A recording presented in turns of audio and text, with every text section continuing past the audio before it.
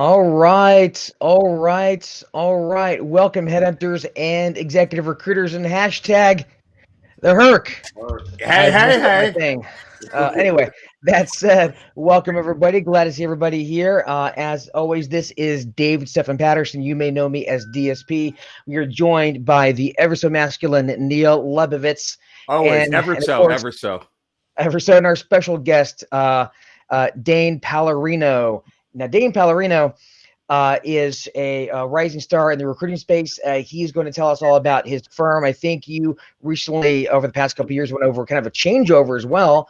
We could talk about that, switching niches, as well as, well, how you got that great tan. So that said, let's go ahead and start. First off, I will say this. First off, Neil, is it just me, or am I the only one that feels like a giant douche for wearing sunglasses during this show? I can put mine on. I think I got Dane, I think you should put one on because I think Dane is the giant douche. Now, I hate to say that to our guests because it's not good business practice. I learned this in college to call your guests douches. Not good. Not good. Oh, Dane, you are a very, very handsome man. Can we say this during the pre-show? I would say David and I have what's called radio faces. Dane, you're a very handsome man. Were you a model? No, but thank you. I wasn't. But I was once a hand model, actually. I had to walk on the runway like that. It was the weirdest thing.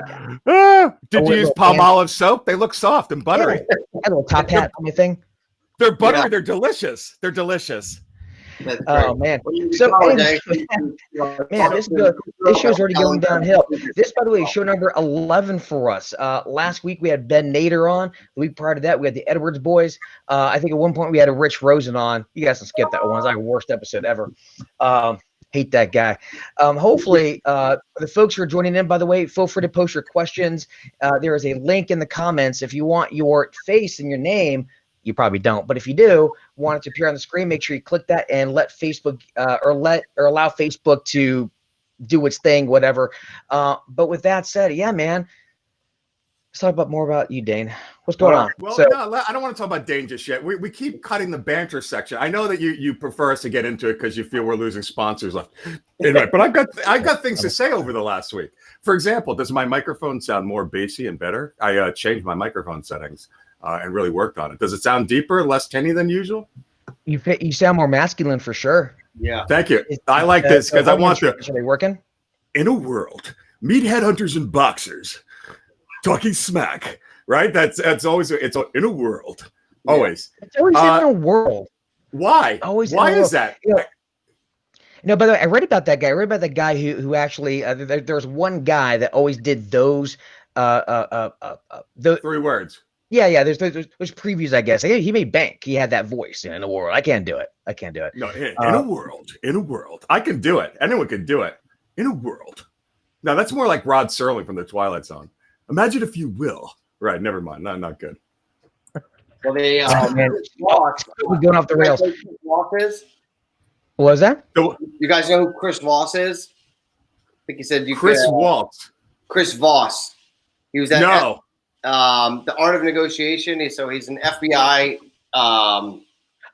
He's an old negotiator, hostage negotiator, and he talked about how he pronounced everything, and he'd go into late night DJ voice sometimes. It's because it's soothing. It's soothing. That's right. Yeah, and he talks about like the different tonalities you would use, and that was one of them. It's like that guy Bob Ross. Remember him, the painting guy, the guy that was like he was the most. Remember? Here. Oh, how soothing was that guy? I could have the worst day on the planet, and I would hear him in the day, and I would become instantly happy and mellow. Bob Ross, he hated that hair. Apparently, so he was in the Air Force, and he always was fairly high and tight. And then for whatever reason, he had his hair froed out when he pitched the show, and they're like, "Yes, we love it. Keep the hair." And he's like, "No," and he hated that hair the rest of his life. That's apparently the story. But regarding tone of voice, so speaking of that, and I talk about this in my training programs, cheap cheap plug here. I know. I was gonna say that's early for your plug. Very early in the show for the first. I know I'm going early, but well, I'm not here in like 5 minutes.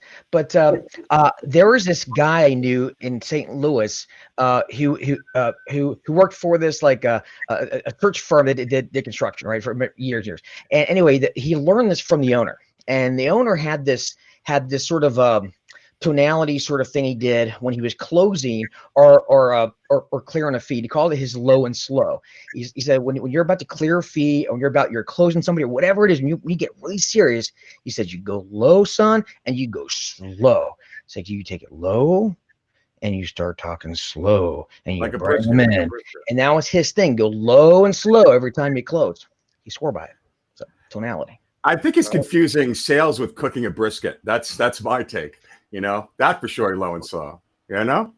Guys, low and slow. I don't cook brisket. I eat them. Oh, no. Cooking a brisket is delightful. It's one of the most exciting things you can do. You know, it takes like freaking 20 hours to do it. So is it worth it? Because every meal, even when you take an hour to cook a meal, you finish it in like 4 minutes. Yeah. So, you know. Dane, let me ask you this. Neil has been talking nonstop this entire time. Dane, let me ask you, do you ever cook out? Do you do any barbecues? What's your deal? Yeah, I cook all the time. My wife's the sous chef. I'm the cook, for sure. We do a lot of slow cooking. I don't have a smoker outside, so we do slow cooking, cast iron grill, all different kinds of food. I'm Italian. My wife's half Mexican. Her favorite food is Italian. Mine is Mexican, so we're always creating different dishes on both sides of the aisle. But I'm the cook. Yeah, I love cooking. Well, that's it, Dane. How about we do this? Because a lot of people, to be honest, don't know who you are. Yeah. So why don't you tell us a bit about yourself? Tell us a bit about you and the firm and you know, give us your story. You got it. And could I just add this, David, for him, because everyone's always a little shy when they have to talk about themselves. So, Dane, I don't want you to be shy talking about that. You have a couple cool things I want the group to get today. Okay. You have you've been nominated and voted for one of the top most 50 valuable brands. So that's huge. So I want to talk about that. Yeah. Your SEO, you show up at the top of the rankings now for your group. You change niches, and you're almost all retainer now. So honestly, any one of those is going to be a great show. So a lot of pressure on you. We're going to turn it over to you. Don't be shy to brag about how the heck you pulled all that off, because it's pretty impressive. Yeah, thanks, man. Do not be shy to brag about me. Go. I'll do a DSP training drop somewhere in there. I got that from DSP's training. So the long story short is I'll try to take 10 years and put it in a brief 5 minutes, right? And so 10 years ago, I got into executive search. I was in outside sales. I was getting called by recruiters all the time. I wanted to start my own business. I was working for a company called Paychecks. And I got the idea to build this state-of-the-art driving range, multi-level, Hooters type girls, bringing guys and girls to their slots, building long story short, the economy tanked and I needed $15 million for that. And I said, well, that's not going to work. I need another business. And ironically, I got a lot of calls from recruiters and they were all kind of like the same thing, right? I've got this job, send me your resume. I'll get you on an interview. And it was like very generic, right? There was never anything about me. So I said, you know what? I want to do that. So I quit corporate America and I had a couple of bucks saved. I said, I'm going to teach myself recruiting. And that's how I got into recruiting. I went back to my old employer and some other people in the space and started doing $5,000 flat fee placements. I was sending out 30 people a month, making one placement, working 10 jobs. I always like to say, God gave me enough rope not to hang myself in this business. $5,000 per placement? $5,000 flat fees per placement. Ooh, and I was sending 30 people a month on average. So obviously I started mastering the skill of learning how to recruit, but was terrible at the matching piece, right? And driving process. Long story short, after year one, I got to 12,000, then 18,000. So every year I looked at the business and said, what do I want to do differently this year that I didn't like doing last year? And what do I want to do more of? Kind of Pareto's law. And I continued to grow. By the fifth year, I'd gotten to a place where I was doing over 40K fees. And I was doing executive level. So from year 5 through 8, I was doing only executive level senior management placements. And I had transitioned the business away from contingency into retained. and basically said, I'm going to be a specialist within big data and analytics for private companies. And I thought I was a specialist because that was it, right? They said, hey, how do you describe your business model? Are you a generalist? And I didn't think I was. I said, if it's one of the top 3 priorities for you, Mr. CEO, when filling over the next 90 days, that it's important enough for me and my team to get involved in, right? If it's not, then it's not important enough, because I needed to know that they had skin in the game so that I could have that money down conversation. And I wanted to get away from the rat race, because the first 5 years taught me working 10 jobs and making 1 placement. This is the hardest business in the world, right? It sucks. It sucks really bad. Yeah. There's a guy that said it to me one time in like year 3 or 4. He said, for $150,000 a year, this is the worst business in the world. He said, for $500K or more, it's the greatest business in the world. It's easiest. And so it was like, all right, how do I get there? So every year, the point of the story was I continued to evaluate the business. I took away pieces of the business that I didn't enjoy doing, and I got more and more refined. The 8th year, I was killing it. Almost $700K in billings, all retained. I was doing 5 jobs, generally a quarter. And it was a good business until it wasn't. What had happened was 2 of the clients got acquired. One of them, the CEO, was fired, and I lost. So I was in offer stage for 5, and the quarter fell. I got 1 placement, and it fell flat. And I had no. So the all the eggs in all in one basket kind of thing, or very few baskets. Yeah, but it was here was the pain. I had a CTO, I had a CEO, I had a CRO, I had an engineering. So when those fell, I had no repeatability in my inventory. I had to kind of start over again. And so that's when I really evaluated and said, I think I got to niche down again. And I looked at it, and my wife said, well, you finally got this thing going in the last couple of years. Why would you do that? And I looked at the business and said, well, the problem that we solve is making sure companies avoid their most costly expense, which is a mishire. Happens more than 50% of the time. That's the problem we solve. We need to solve it for somebody very, very small. And so when I looked at the business, product management was the single most important function in a software company's business. It didn't matter how good engineering was, sales, your CTO, your CRO. Unless you had a product, period, end story, you didn't have a company.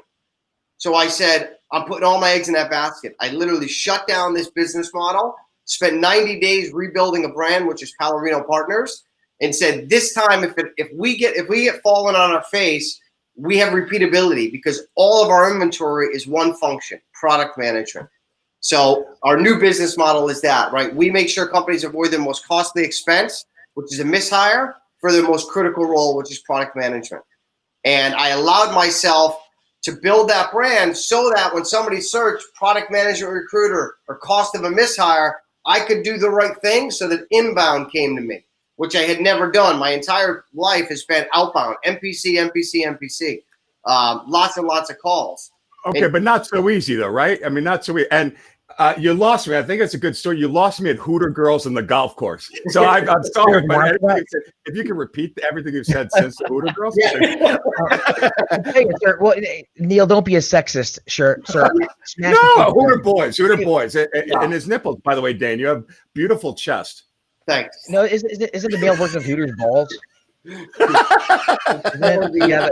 Balls. Could you imagine if there was a chicken wing place that focused on a men's testicle? I'm just like saying. That would not do well. It's not a good business model. So before we lose our last, actually before we go negative into sponsor territory, Dane, let me ask you this. So with that said, so you're doing retainer, you're doing just product managers for fintech companies. Now, and it's all retained, right? So now, are you fully retained? You know, third, or is it more like a deposit and the rest on higher? Like, what's the mix there? So it's 2 ways. So first, 10% of my business is contingency. The only reason is the way we go after clients is we do campaigns and we do MPC. So I write a compelling email and we send it into the market. There's a chance of a time where somebody says, hey, we're not sure, but we want to talk to the guy. So I'll put a contingency in place. And that's about 10% of our business. We don't spend a whole lot of time there. We give them 1, maybe 2 people. The other 90% is retained. The way that we do it is very simple. It's money down. It's not a full retained model. We make it a no-brainer for the clients. We say, basically, it's $10K up front. That starts the clock, a 30-day clock. Within 30 days, me and my team guarantee the delivery of 3 to 5 candidates that are 90 to 100% technical match to your requirements. If we don't deliver that, no questions asked, we return the money. So we tell them we're not in the business to make money or lose money. Wow. Yeah, and so we tell them we're putting our money where our mouth is, right? If we don't perform, we don't get paid. And I tell them, wake up every day, right, to lose money. And on this deal, we lose money if we don't perform. All right, let's talk about that. Yeah, interesting. I'm curious. Now, Neil, shut up. All right, so I'm curious. Can you believe him? So I love you, Neil. So I'm curious. So in going into that business, I'm curious, and a lot of folks who are listening to this are as well, because the big things that of course I've seen as a trainer is how do I go to retainer, right? And of course I have my own theories on my own style, and I'm sure you have yours as well. I'm curious, when you were going in and you are, say, you're going to close a new prospect on this sort of model, typically if you get objections, and we always do, what do you think gets you over that hump in terms of getting that closed specifically? Yeah, that's a great question, because I think when I tried to transition my business from contingency to retain, the hardest sale I had to make was to myself. It literally took me probably 3 to 6 months where I was convinced that this was in the best interest of the client and not just me getting money up front. So that was like the hardest sale. Once I convicted myself and I had that belief, it came across. And the way that I do it and get the client to recognize it is, it's a 2-step process. The first one is discovery, where I'm identifying the pain. Tell me about the opening. How long? What have you done? Where's that pain? Right? Have they had a mishire? Do they have too many candidates? Not enough candidates? So I'm getting all of that. And then I'm not saying I can help them, which I think is a big thing that a lot of recruiters do. They say, hey, well, we can solve this problem. Here's how we work. I close every call by saying, hey, listen, this is a lot of information. I appreciate you sharing it with me. Right? This is in my space, but I am not certain that we can solve this problem. What I'd love to do is have 48 hours to actually do market research, digest the information you gave me, realize if this person is out there, do we have the ability to go get this person for you? And is it within your budget and time frame? And I don't have enough information to tell you that I can do that yet. So can we schedule a call in 48 hours so that me and my team can do that research and I can give you an honest answer? And they're always like, well, what's your fee? I said, I don't know, right? I don't know.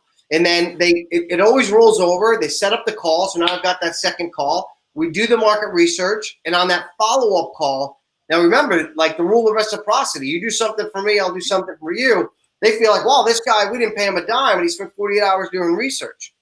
So I come back and I reiterate everything they said. Like, I listen. So here's the hire, here's the problem, here's the thing. Is that right? Yeah, that's all right. And your process, yeah. And then you have so many good nuggets. This is awesome. Go ahead. Yeah, good stuff. So by the way, and don't mind the picture in the corner. That's the male version of Hooters. I'm glad you're focusing on what he's saying. You're like me. You lost us at Hooters. I have no idea what the show's about today. I'm just not focusing on anything. Now it's Hooters and balls. Neil at Tallywhackers. Are they still in operation? Which one is me? That's the best name ever. The one taking the picture. What? Thank you. That's I'm the fat bastard taking the pictures. So Dane, a couple of things. I'm curious on 3 things. One, how often you actually have to refund that. I then want to talk about reciprocity because you glossed over that and it's major. And then the recyclability thing is so huge and so many people don't get it. So I love those themes. But how often do you have to give it back? I've never. How often have you done that? Never. I mean, we when that money comes in, we're all hands on deck, and we are quickly getting one out to test the job, but we're hustling to get 2, 3. We almost never have to give more than 5. Generally, it's 3. So we're really, and I don't want a big team. I don't want to have an office where I got hundreds of people. It's a pain in the ass. So it's like we got to be laser focused and know what we're getting. So that's the big piece. But how I get there, right? So when going back to that piece of it's explaining to the client and educating the client. What I think most recruiters do is they set themselves up to be a resume broker and not an advisor, right? Resume brokers, they fling out their low-hanging fruit, their 50, 60, 70% matches, wait for the client, they hear nothing, they move on, the contract signed, the client paints us all with that brush. These guys don't know what they're doing there. And that's true. So what I'm telling the client is, here's what happens in a contingency model. The candidate experience is awful. The quality control is awful. The chance of a mishire is at its highest. And here's why. And I'm explaining it to them. Is that ever happened? And they're all going, yeah. And when I start hearing the, yep, I know this is a done deal. The clients had this experience. Right? Like people fighting, right? Like the contingency recruiters fighting just to get a body in because they don't want to lose the deal, right? All that stuff. Exactly. To 3, 4, 5, but what do you think they're doing? They don't have enough time to do a quality-based search. They're grabbing all the low-hanging fruit. They're sending it over as quick as possible because the first one to get the resume in is the guy that potentially earns the fee. But after you look through that and the quality is not there, you don't hear from those guys, right? Well, the thing is, well, and you're right, and I think the big part of it is the education part. So I always talk about how it's like false beliefs. If you could break someone's false belief about something, you're a lot more likely to influence them. So it's like the false belief about, hey, we'll get 4 or 5 contingency recruiters. Hey, they work them for free. We'll get total coverage of the market. Well, doesn't really work that way. Or when I say I love to confirm suspicions. So let's say with a prospect, I'll say, hey, is it weird that the recruiter always seems to represent the candidate, but you're the one footing the bill? Isn't that weird how that works? Yeah, I like and that. It starts them to think like, oh yeah, I don't like the way they represent the candidates like that, because they are the ones footing the bill, but they're not. The recruiters don't act like they're the client. They act like they're the candidate's the client, and that's the problem. If you can educate them and if more to the point, bust down those false beliefs and then insert new ones, it's a big selling are all point. great, right? It's just like if you tell again, you have to show them what's in it for them to go retainer, the value to them, and people focus on the value to the recruiter, but it's all that. It's the fighting with the recruiters. It's the honest feedback, and I would always tell them, look, I'm going to give you honest feedback, but let's be realistic. You're working with 4 contingency recruiters, and you want to know about this candidate. Who's going to tell you? You know what? I think we should maybe move on. I don't think it's 100%. I like it, but I think we should see somebody else. They're not going to do that. That's where the mishire. It's all about the mishire. I think you're dead on. 100%. And their best candidate, that recruiter. Well, I'm saying their best candidate, that recruiter is guaranteed to send that candidate to 3 or 4 of the clients as well. If you got a top candidate, they're cheating on you. They're cheating on you. There's no loyalty. They don't understand our business. They don't understand what we do. That's right. So when you educate, I found that I start walking them through experiences that I know that they've had, and I know that they've had it in a contingency model, and that's why they're on. So I say that's a speed-based process, right? And that's what happens in the marketplace when you hire contingency recruiters. What I'm proposing is a quality-based process, right? A process where you're not seeing 50 resumes, you're not wasting your time interviewing, you're doing hardly any of the work. You're getting exactly what you're looking for. You're getting one partner who's strategically positioning your company and its unique employer value proposition to the audience. Because A players like things that others can't get, right? And if the blonde at the end of the bar gives her number to 20 other guys, right, it loses its excitement when you're one of the 20. But when an A player knows I'm exclusively retained by this company, it shows you're serious. And it allows them to open themselves, say, all right, let me learn more. So it allows me to you like all those other guys, but I'm not going to go there. And they're going to pay the money anyway, right? They're going to pay it anyway. You're going to pay it anyway. And then you're basically saying, I'm going to give you honest feedback. I'm going to tell you what the candidate thinks, what the concerns are, where your process is. And I'm going to deliver that to you within 30 days, and this problem gets solved. And if I don't, no questions asked. I'll make it a no-brainer to get your money back. And the way I describe it typically when you do that. So for me, at least the way I envision it, right?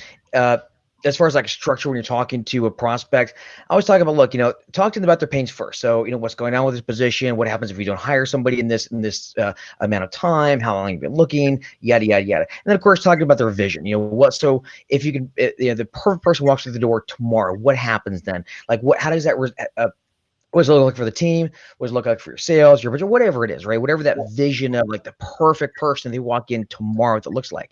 And then from there, you can spread the gap, which is what you're doing here, which is since, well, tell me a bit about your current efforts right now. Do you have a firm working on it? Or have you used other contingency firms before? Really? Tell me about that. What about and well, did you experience this? Did you experience that? And that's where you start educating them.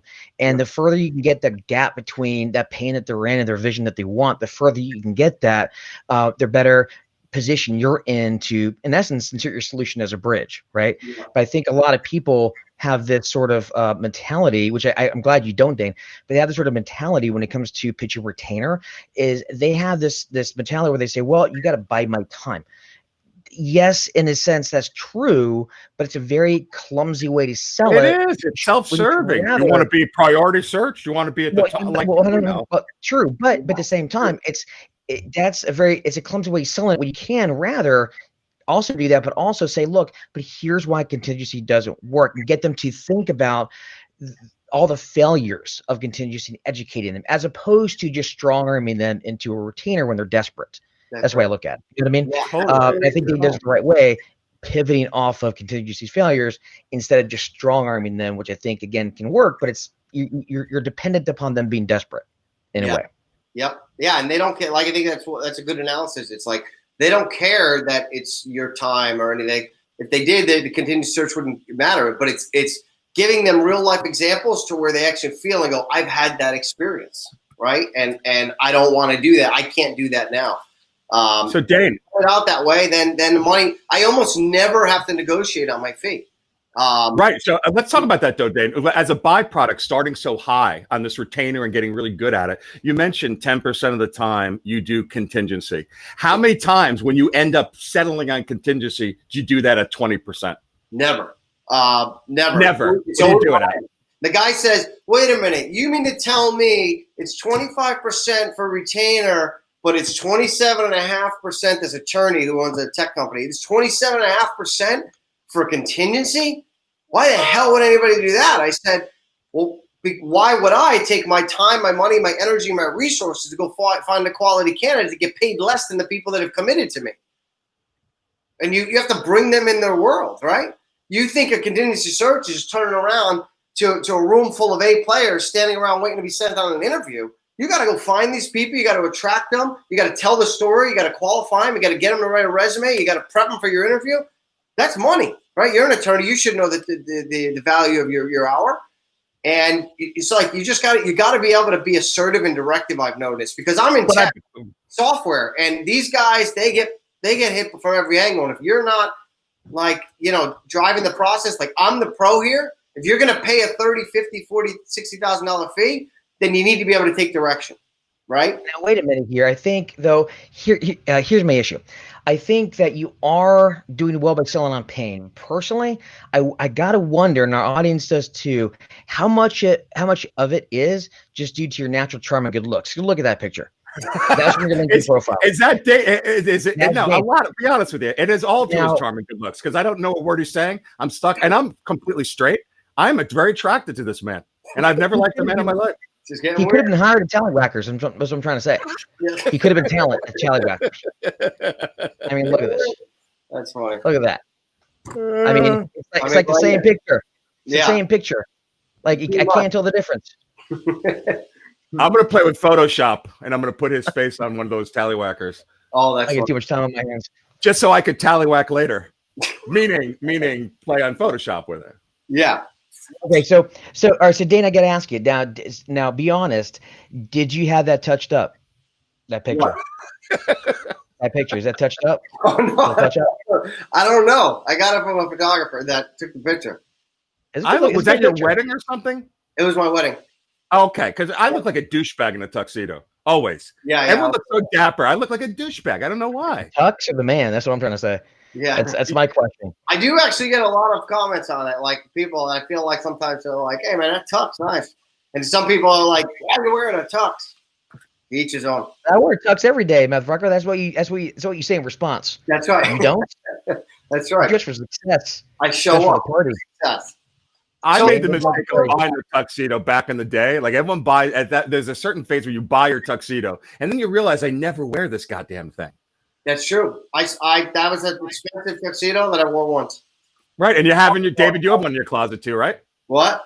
Yeah, David. Of course. Yeah. About maybe a little bit slimmer than what would fit me right now, but yeah. Yeah, well, I was going to say that too. Mine is also slimmer. It never fits the right way because you're going to last 40, 50 years. So your weight's going to change unless you're, I'm talking to two studs here. So my weight changes. Yeah. So I don't know that I'll fit into the tuxedo. All right, so with that said, let's move on to some more other interesting areas. And one thing I want to talk about is digital marketing, because you mentioned inbound. You mentioned a bunch of inbound work, and I'm curious, as I'm sure Neil is as well. What are you doing for your inbound? Like, you doing like email campaigns, smoke signals? No, great question. So when I started, when I got more niched, I knew, okay, now I can create content that can be more search engine optimized. Because I didn't know. I used to write blogs. People were like, yeah, it's a great story, but nobody's searching for this. So I got educated on how to maximize my website to be search engine optimized, right, for the things I wanted to be known for. And that was solving for a mishire and doing it for the product management suite. So I started writing a ton of blogs that would get indexed on Google. Right. And that's the first thing that you have to do. You have to write the blogs with the keywords in it so that you start to get pulled into the index. So if you search product management recruiter or product management recruitment, I would get in there. And so within 6 to 12 months, we did the writing, did all that, and then we're on the first page. What is this Google you refer to? Tell us more about this Google. What is this Google? He's Bing, so he's not cool. Yeah. He's a Bing guy. I wonder if on desktop. Bing. I'm going to ask Jeeves. Is that like Ask Jeeves? Yeah, pretty much. Yeah. So okay. that was strategy 1. Strategy 2 is we do email marketing to our clients, but it's value added. It's an MPC, and then that drives them to the website and then clicks blogs and helps. And then 3 was getting mentioned in the news, reaching out to publications saying, hey, do you have a story here? And so we got in Forbes, we got in Monster, we got in Under 30 CEO. We got Forbes again, then we got called by Silicon Valley magazine. So that helps create the credible expertise. And we get people that say, hey, I read this quote of you in Forbes and I couldn't agree more. And it drives me to the website, and on the website I have an intake form. I'm a product manager or I'm a CEO looking for a product manager, right? Those are the 2 buckets that we fill. And so people fill that out. The technology we're using, I'm drawing a blank on it, but that's how we get inbounds. And so like when quarantine hit, the only reason I share that, not to brag, was so when quarantine hit, most of our searches froze. And then May 1st, the phone started ringing. And I thought it was a joke. I'm like, it's a joke, people. And they were saying, I'm thinking there's a million candidates out there. Why the hell do people call us? And it's like, because we were so niched that they had this product management hire they couldn't solve. So it was like, okay, there's the reward, right? After 2 years of kind of grinding, we're starting to see that people, if you're a specialist, right, an oncologist of your area, it pays dividends even in the recession. And Silicon Review, top 50 brands you got. Yeah. Top 50 brands. Like, how'd that happen? And that's super. That's amazing. It was amazing. So top 50 most valuable brands, and they read something on one of the forums that I was quoted on. They started tracking me. They'd emailed me a couple of times. I had an interview with them. They came back, and then they selected us like at the end of last year, I think. And maybe earlier this year, and then it came out last month. So that was good. It was like, all right, this is paying off. You want to be able to separate yourself. I think the biggest thing that recruiters can do, from my own experience, is get away from being a generalist, be a specialist in something. Like Dave, you, right? SAP, that's what you're known for. Neil training, because if there's a smaller pond, you're a bigger fish, and there's repeatability with your time. Back office. I help people provide temps to their clients. SAP and big biceps. That's what I specialize in. That's right. That's a picture of me in my tux. Just FYI. That's so anyway. Nice. Yeah, they didn't. Is that yours? Or is that Mario? Is that Mario R? That's probably Mario R. Actually, technically, he's hopefully he's not on this call now. Speaking of the pandemic and the global economy being shut down, and of course being a specialist and still getting search work, one thing that I've noticed is that it's sometimes people have this perception. I think some clients have it as well to a certain degree. Look, I don't need you as a recruiter. I can just post something up on the job board. I'll get plenty of people. And what I always tend to say is that, well, yeah, maybe the ones who are laid off, maybe the ones who weren't that great, but the ones who look at, say, an SAP, for example, when it's such a critical function, do you want the best of the best of the best of the best in order to get you through this really difficult time? Or are you willing to take a chance on someone who may work out or may not work out rather. And so I'm curious. So that's the type of conversations I have. And I'm curious with you, because again, it's a different war for talent, right? What are some of the adjustments that you've made in your market, whether it's the same or different, in terms of the conversations that you're having with clients and prospects about, again, the war for talent or the new normal, as they say? Yeah, exactly what you said is a very similar conversation. We just made a placement this week. 4 weeks ago, the client got the retainer fee. He said, this is too high. We're going to do it ourselves. And I said, okay, great. And then he called a week later and said, hey, let's jump on a call. So he said, we put up a post and a couple of things. We got 400 and something resumes. And I said, great. Who's gonna go through those? And he said, well, that's us. And I said, wow, I mean, I know how much you make. What's your time worth going through that? How much time do you think? He said, well, that's why I'm back on the phone with you. And I said, let me tell you, the people that applied to that job are the people that were laid off. The people that were laid off are the B and C players. Companies didn't get rid of the A players, right? So you're going to spend all of your time, energy, money, and resources shifting through B and C players, which are 60, 70, 80% matches. Is there a hire in there? Possibly. But we can solve the problem in 30 days, bring you 3 people that will be 90 to 100% technical matches. I can guarantee that. And on top of that, the one I always say as well is those A players, like the ones who they kept, guess who's really reluctant to move right now?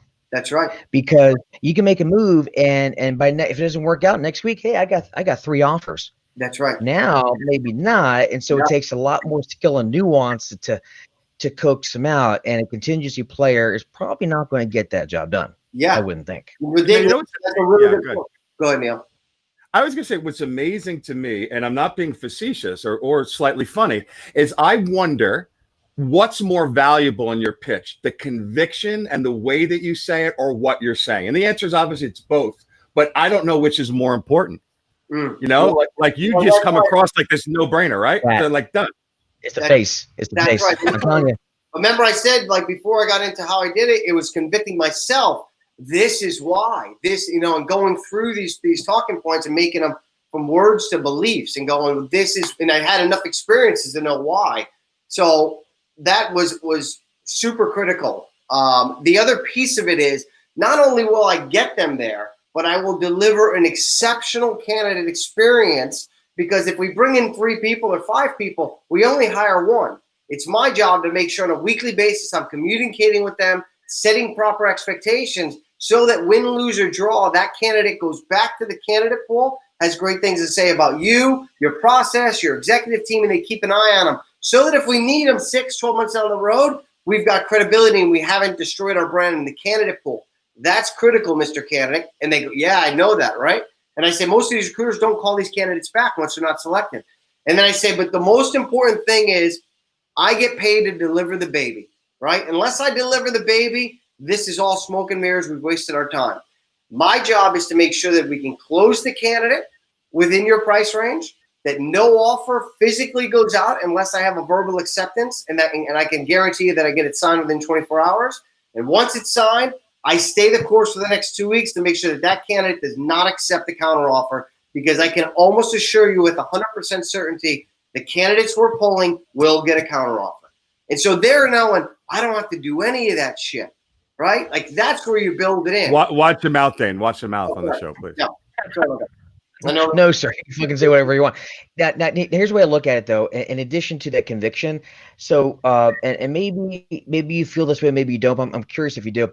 One thing I always talk about a lot is the moral obligation that you have. Like, when you sell what you sell out of love, meaning for a lot of recruiters, they're not very good at closing because they don't believe in what they do, or they don't really believe in the value. They just want to get money up front necessarily, but there's really nothing different about what they do, as opposed to, let's say you truly, really believe that the only way that they're going to succeed is if they pay you that money up front. And if they don't, then you are doing them a disservice if you don't sell them on it. Like, Zig Ziglar said, selling is caring, and if you care, you must sell. And I think when you come at it from that perspective, that conviction takes you a long way, even if your skill level isn't there. But if you just have it in your heart, and out of love, you need to get them on board, because if you don't, like, again, you're delivering the baby. Let's say that the couple wants to have the baby in the backwoods somewhere behind the barn. You're like, no, you need to go to the hospital. Like, I'm telling you, please come on.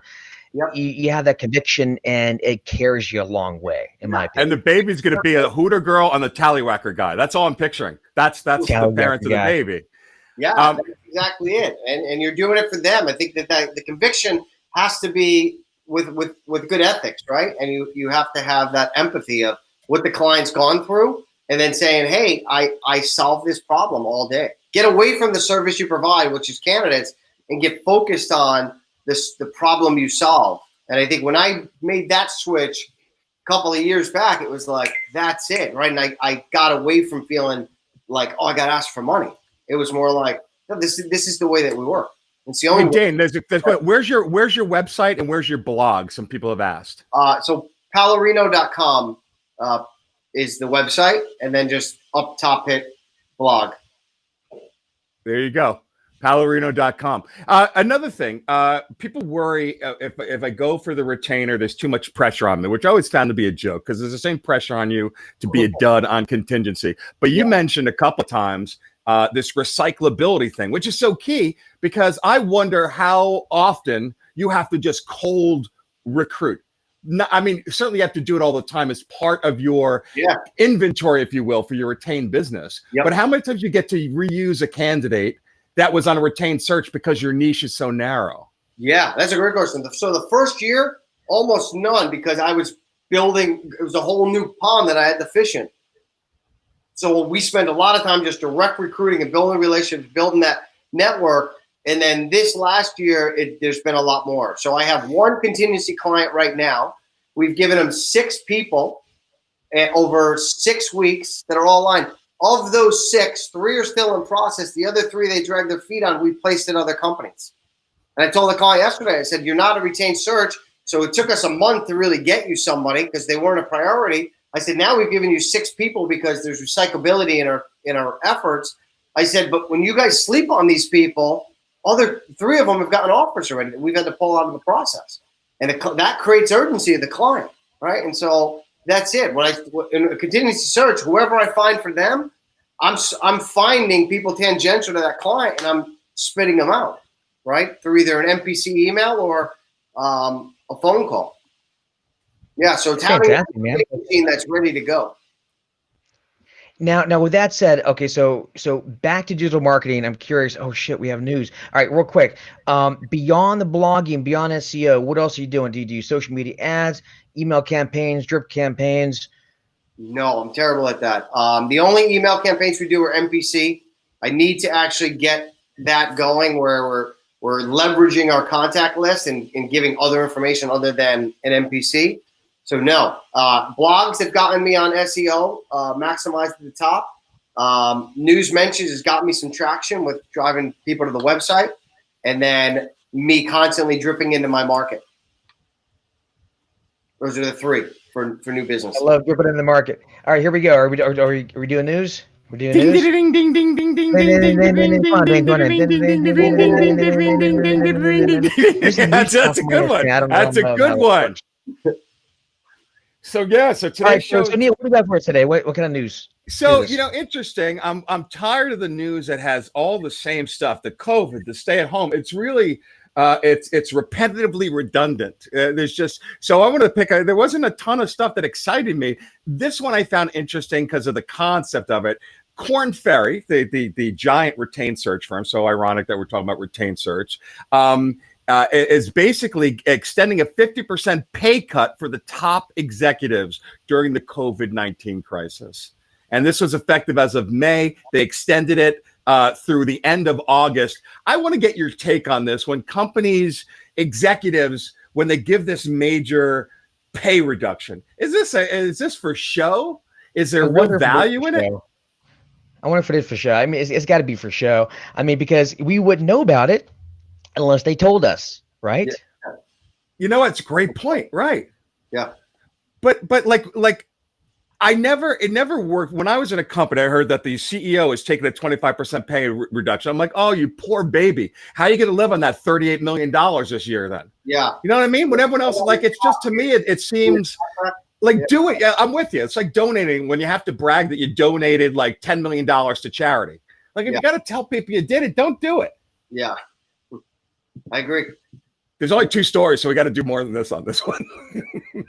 I'm looking for gifts over here that I can put into the thing. So, I found, but yeah, but I agree with you. I mean, I think it is for show.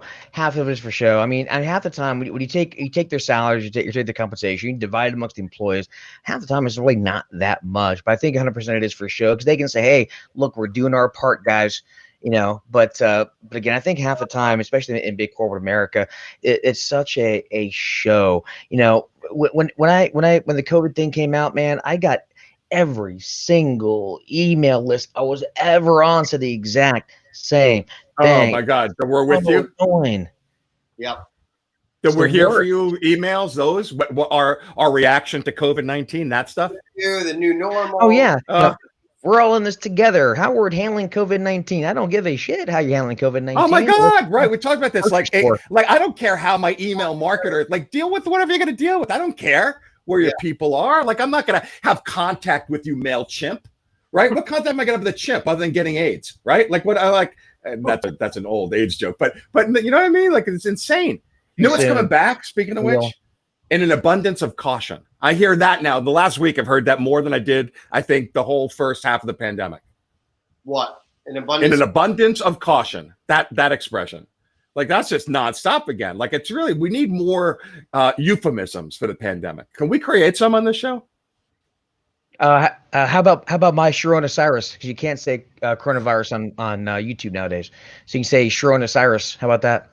My Coronavirus. Are you like as in Miley Cyrus? As in Miley? My Coronavirus. My Coronavirus. Interesting. And speaking of which, she's grown on me, Miley. As she's a nut, but her voice. I used to think she was no talent. Hey, Mario R is back on the show. Hello, Mario R. He's back. Mario joined us late. Mario R is back. Oh my God, Mario, what are you doing here, bro? He was late today. Guy. He's always here. Oh, anyway. So remember Corn from South Park? Remember that? Which I know South Park inside out. No, which one? What are you talking about? Corn from South Park, the Corn episode. No, nobody remembers. Oh, Corn? I don't think I saw the Corn episode. Oh, that was a great episode, man. Anyway, moving on. Sorry, I'm sidetracking the show here. All right, back to the news. What else we got? The whole show is a sidetracker. What do you mean you're sidetracking the show? That's the whole point of the show. All right, next one. And this is just one I think that will help people. And this comes back to niches actually in recyclability. And it's constantly, IT seems to be getting the most press in the staffing and recruiting world, that IT jobs are down now. This was just a couple of days ago. IT jobs are down 211,000 jobs year over year, but the segment is still performing well better than the overall workforce. IT, and so I bring it up only because there are generalists out there. There are people that are still doing the same type of business. And I think this comes back down to the theme that we were talking about on this show, in my opinion, that you need to get into a niche that's sustainable, that's growing, and where you can truly hyper niche. In IT, you can get a niche 3 levels deep. So I found that interesting. And that's my last news story. So we got to fake some topics on this. We got to fake some H-1Bs right now are not very attractive to clients, right? So a few years ago, everybody was hiring, but a lot of companies are hiring H-1Bs, and the U.S. citizens weren't liking it. Green card holders weren't liking it. Now, at least I know in my sector, if you're an H-1B visa holder, it's kind of tough right now. And as a company who would hire an H-1B visa holder, a year ago, now, they have to think is how is it going to play out? Can we get a transfer? So if you're in IT, like, I think that's a good time, because that's going to create a demand, a shortage of people, just that factor alone. Right. So if you're a generalist, I mean, get into IT and get 3 levels deep. But again, you're getting into a situation where there's going to be a built-in shortage just because of that. That's a great time to be a recruiter, right? And not to plug my temp back office, but people do need to be in the temp business now for sure. Now, and again, through me or through anyone else, they got to be in it. On the IT side, your average temp, just to think of the money that people can make, the average temp lasts a year on IT. And a year at $50, $60, $70, $100 an hour pay rates. Right. It's a crazy amount of money. And if anyone's doing this and not playing on the contractor side, I think they're insane. And engineering. Neil's always plugging his back office. Hey, I waited at least until the last minutes of the show. You came out a record-breaking plug within 90 seconds. I've never seen the like. You didn't get the innuendo, if you will. I've heard juvenile humor. I'm so sorry, Dane. You had to end like this. This is a bad way to go. We're not a very good show. You know what I mean? So we have guys like Mario R keep showing up. He's our one viewer, our one fan. Double digits today? Did we get double? I think you broke double digits last time. What was that? I think you broke double digits last time. Did we break double digits? Oh, we were happy about that. Pretty happy about that. Yeah. Double digits viewers was amazing. It's amazing. This show is going places. Going places. Well, hey guys, let's start wrapping things up. What any closing thoughts? Dane, closing thoughts. I want to hear what you have to say.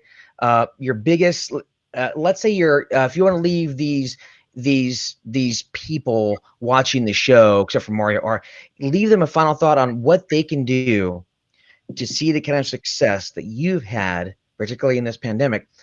What advice would you give them? And go. I would say become a bigger fish in a smaller pond. Like if you find a niche within a niche within a niche. The biggest recruiters that I've followed and led me down this path were super hyper focused. It's a repeatability and recyclability on your time, on your money, your energy, and your resources, and it allows you to demand a higher fee. Right? Oncologists make more than generalists traditionally. So be the oncologist, become a specialist, and then 2, in that, follow and deliver a quality-based process, not a speed-based process to your clients. Hiring isn't about speed, it's about quality. Do it right the first time and don't have to repeat it again.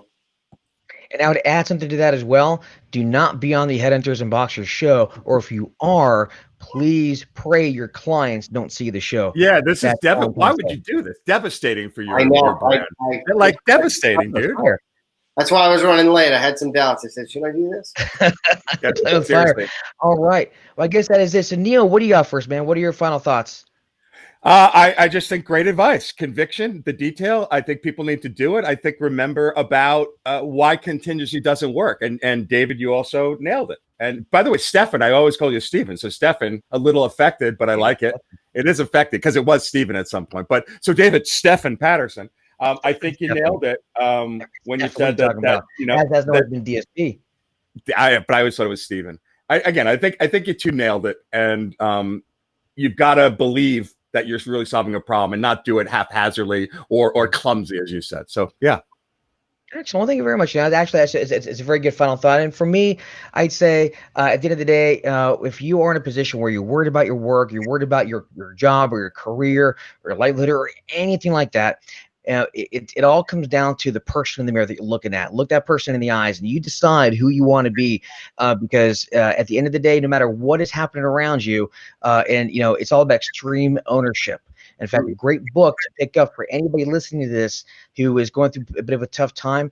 Pick up that book, Extreme Ownership by Jocko Willink. And if that book doesn't light a fire under your ass, I don't know what will. Mm-hmm. And that is my final thought for the day. Yeah. All right, guys.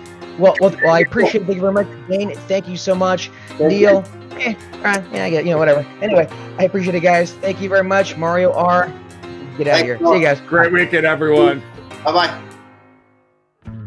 Hey, thank you for watching Headhunters and Boxers Talking Smack. Who doesn't love Headhunters and Boxers? And who doesn't love talking smack? Join the show every Friday, 12 noon Eastern, live in the Headhunter and Executive Recruiter Community.